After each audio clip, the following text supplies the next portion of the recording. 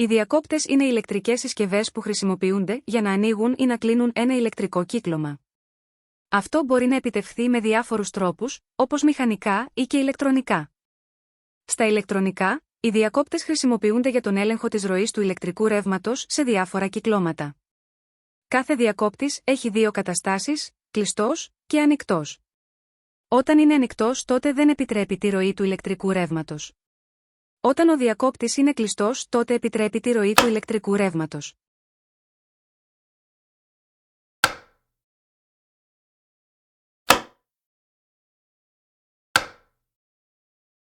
Διακόπτης normally open, κανονικά ανοιχτός, είναι ένας τύπος διακόπτη που είναι ανοιχτός όταν δεν υπάρχει εφαρμοσμένη πίεση ή δύναμη σε αυτόν. Αυτό σημαίνει ότι το ηλεκτρικό κύκλωμα δεν είναι κλειστό όσο ο διακόπτης είναι σε κατάσταση ηρεμίας. Όταν ο διακόπτης πιεστεί, κλείνει το ηλεκτρικό κύκλωμα και η ροή του ρεύματος αρχίζει. Οι διακόπτες normally open είναι συχνά χρήσιμοι σε διάφορες εφαρμογές, όπως σε συστήματα ασφαλείας, ελέγχου εξοπλισμού και σε πολλές άλλες χρήσεις όπου η ανάγκη για ενεργοποίηση ενός κυκλώματος προκύπτει μόνο όταν πιεστεί ο διακόπτης. Διάφορα είδη κανονικά ανοιχτών, normally open, διακοπτών είναι ο μαγνητικός, οστικός και ο μικροδιακόπτης. Ο διακόπτης normally closed, συνήθως κλειστός, είναι ένας τύπος διακόπτη που όταν δεν υπάρχει εφαρμοσμένη πίεση σε αυτόν, οι επαφές του είναι κλειστές. Αυτό σημαίνει ότι η ροή του ηλεκτρικού ρεύματος είναι δυνατή μέσω του διακόπτη.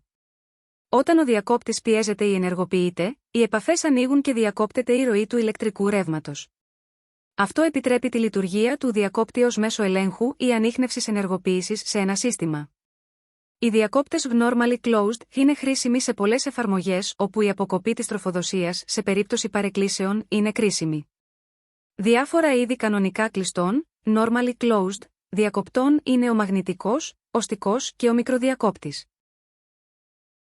Ο διακόπτης ολίσθησης είναι ένας τύπος διακόπτη που ενεργοποιείται με την κίνηση ενός μέρους προς ένα ή περισσότερα συγκεκριμένα σημεία.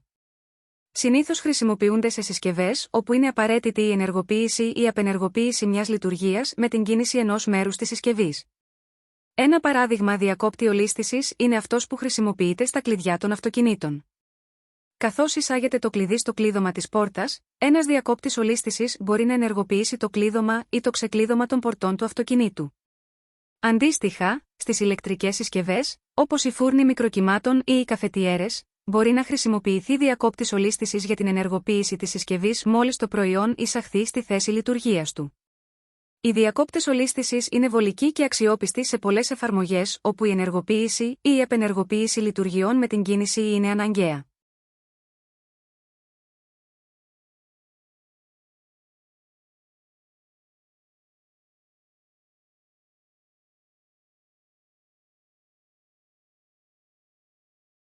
Υπάρχουν πολλών ειδών διακόπτες ολίσθησης. Ένα καλό παράδειγμα που μπορεί κάποιος να εφαρμόσει διακόπτη ολίσθησης είναι όταν θέλει να αλλάξει τη φορά κίνησης ενός μικροκινητήρα.